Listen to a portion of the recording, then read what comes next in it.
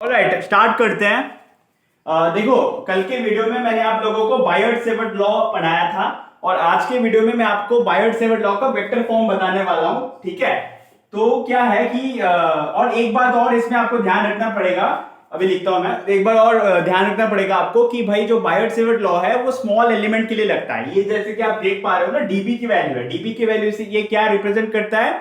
ये small element को represent करता है। आपको क्वेश्चन में जब भी कोई स्मॉल एलिमेंट की वैल्यू निकालनी होगी कि भाई कोई बड़ा सा स्पेयर है या कोई बड़ा सा रिंग है, तो उसके लिए आप क्या बोलते हैं, मैग्नेटिक फील्ड किसी पॉइंट आर डिस्टेंस में निकालो, तब आपको इस फॉर्मूले का यूज करना पड़ेगा।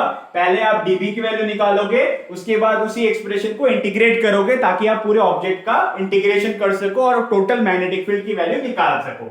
ये बात इंपॉर्टेंट है। दूसरी बात, यहाँ पे म्यू नॉट की मतलब होता है एब्सोल्यूट परमिएबिलिटी, जिसकी वैल्यू 4 पाई इंटू 10 की पावर में -7 होता है। ये एब्सोल्यूट वैल्यू है, ये चीजें ध्यान रखना है, ये इंपॉर्टेंट है।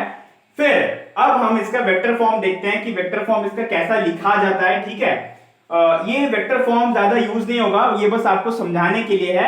अदरवाइज आपका जो मेन फॉर्मूला है वो मैंने कल ही बता दिया, जो ऊपर यहाँ पे लिखा हुआ है। ठीक है, तो वही है बस। ठीक है, तो वही है, यहां पे देख सकते हो। अगर डीबी वेक्टर है, इसे मैं ऐसे लिख सकता हूं, देखो ध्यान से, डीबी वेक्टर इसे मैं ऐसे लिख सकता हूं, म्यू नॉट अपॉन में 4 पाई।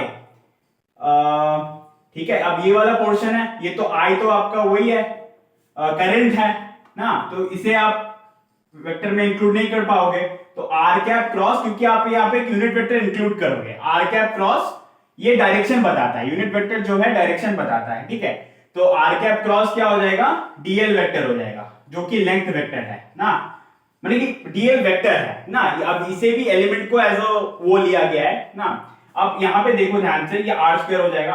अब आर कैप की वैल्यू क्या होती है? आर कैप की वैल्यू होती है आपकी आर वेक्टर बट्टे में आर।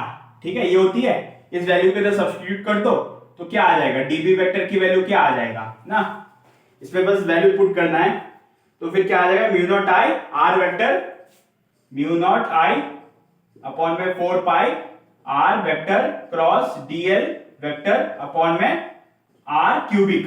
ठीक है, तो ये आपका बेसिक वेक्टर फॉर्म हो जाएगा। ये वेक्टर फॉर्म आप याद रख सकते हो, ठीक है, अगर पूछा तो। अदरवाइज यही वाला फॉर्मूला आपको याद रखना है, यही वाला फॉर्मूला जो है याद रखने का है। ठीक है, ये वाला ज्यादातर यूज होता है और ये वाला आपको बस समझने के लिए है। ठीक है, बाकी म्यू नॉट आई क्या हो जाएगा? Mu naught I R vector cross DL vector upon में 4 पाई आर क्यूबिक। ठीक है, तो ये आपका क्रॉस प्रोडक्ट है बेसिकली ना। और यहाँ पे बस मैंने यूनिट वेक्टर इंक्लूड किया ताकि जो उसका डायरेक्शन को बताता है, ये चीज थोड़ा सा कंफ्यूजिंग है। मींस मेरे टाइम में भी, मुझे भी अभी तक थोड़ा सा, मैं खुद भी मानूंगा, देखो थोड़ा कंफ्यूजिंग लगता है, लेकिन मैं आप लोगों को और थोड़ा सा और क्लियर करके बताऊंगा अगले किसी वीडियो में ना। थोड़ा सोचने में मेरे को कंफ्यूजन होता है ना, I will agree with this ना, क्योंकि अगर आप समझ में आपको इसका पूरा अंदर की बात डायरेक्शन सेंस हो तो आप मुझे कमेंट सेक्शन में थोड़ा बता सकते हो ताकि मैं भी जान लूं। ठीक है, अदरवाइज मैंने तो ऐसे ही करके पढ़ लिया बस ना, कि भाई ऐसे लिखा जाता है, मैंने ऐसे ही पढ़ा है इसे। ठीक है, अदरवाइज अगर आप इस चीज को और थोड़ा समझ सकते हो ना, कि इस डायग्राम से थोड़ा मुझे बताओ, तो फिर आप मुझे कमेंट सेक्शन में थोड़ा एक्सप्लेन कर सकते हो, कोई प्रॉब्लम नहीं है ना। मैं भी सीख ही रहा हूं आप लोगों के साथ। ठीक है, मैं कोई ऑफिशियल टीचर नहीं हूं, लेकिन आप लोगों जैसे स्टूडेंट ही हूं जो कि आपके साथ ही रिवाइज कर रहा है चीजों को। और कंफ्यूजन है मेरे को भी थोड़ा ना, क्योंकि मैं अब गलत चीज तो नहीं बोल पाऊंगा ना मैं आपको, तो ये चीज है, तो ये चीज थोड़ा मुझे बता सकते हो। बाकी ठीक है, बाकी ऐसे ये फॉर्म याद रखना, लेकिन यूज ज्यादातर यही होता है, न्यूमेरिकल्स में यही वाला ज्यादातर यूज होता है, तो ये ध्यान रखना मेनली। ठीक है, तो यही बोलने का था मेरे को आज। आप लोग लिख लो बाकी का पोर्शन, मीन्स आप लोग नोट डाउन कर लो, उसके बाद क्या बोलते हैं, मीन्स कल का वीडियो हम कल ही देखेंगे ना।